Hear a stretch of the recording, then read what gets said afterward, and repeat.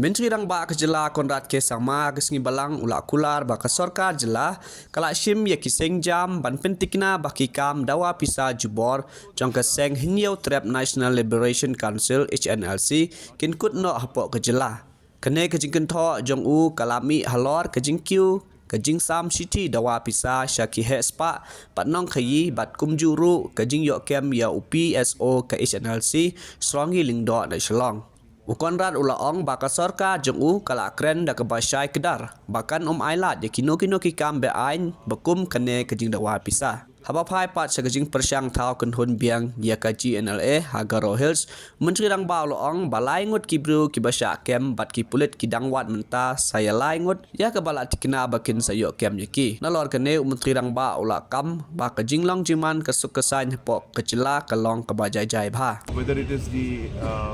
regrouping that you mentioning, 3 people have been arrested and 3 more are we'll look out for 3 more of them, which we are very sure we'll be able to catch them. Overall, law and order situation, if you look at it, has been peaceful. Incidents have been there, sporadic incidents have been there, there's no doubt about it.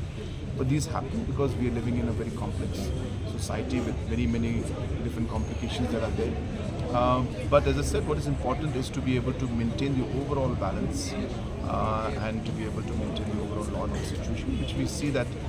in the past many years, despite of many challenges, we've still been able to large extent maintain the law and order in this state.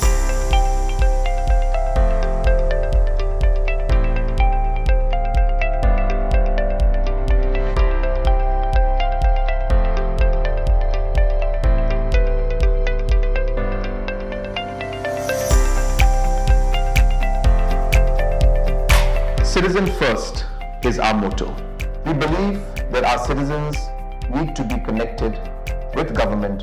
for faster and efficient service delivery. I am happy to announce that we are coming up with a dedicated CM helpline call center.